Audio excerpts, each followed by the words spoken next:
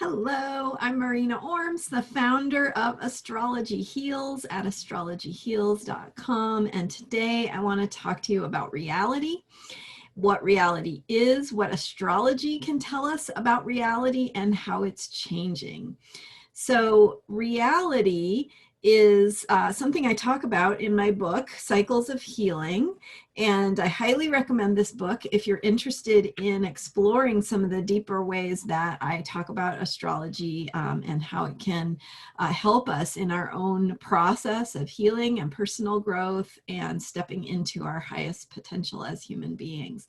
So if you've ever felt like you have a purpose in this life, even if you're not sure what it is, but you can feel that feeling in the pit of your stomach, that feeling of truth and passion and purpose, that's what astrology can help you connect with.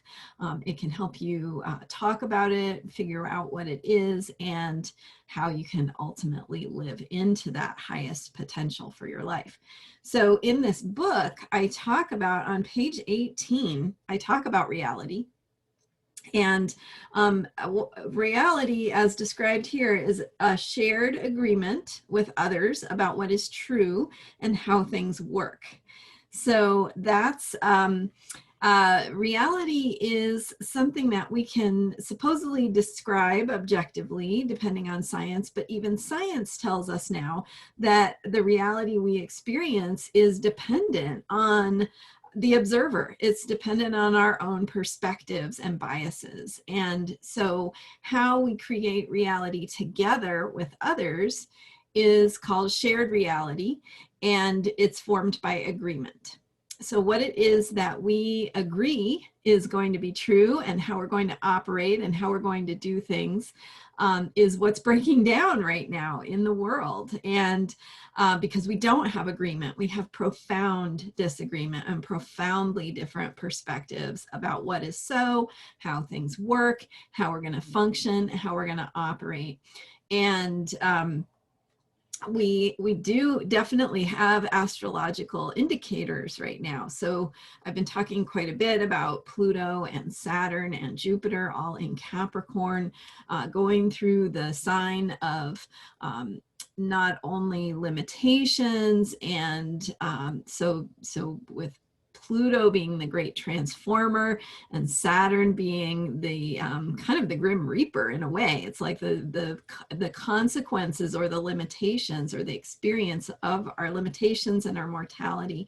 So dealing with a pandemic, dealing with this bigger picture of our limitations as human beings, as a species, that we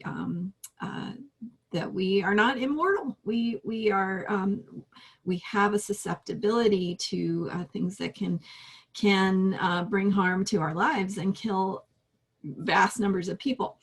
So now the other thing is that we've got Pluto and Saturn in Capricorn specifically. Jupiter comes in and Jupiter makes everything bigger. Jupiter kind of brings us this expansion to what we're experiencing. And then we also have Neptune in Pisces. And that's something that we don't talk about a whole lot, but Neptune is in Pisces right now, has been for several years. Pisces is the sign that Neptune rules. And so with that placement of Neptune in Pisces, we also have a loss of the normal guideposts and rules that we would pay attention to and follow and live within. So Neptune dissolves. It brings a fog of confusion. It ultimately is helping us or inviting us to connect with a higher sense of truth, to connect with our own spirituality and our own heart's truth. And in the process, we have a feeling of losing touch with the ground.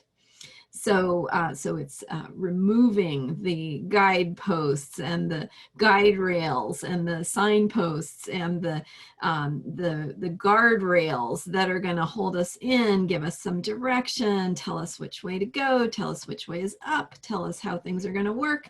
So Neptune is there dissolving all of that. And this is going to be happening for a little while yet.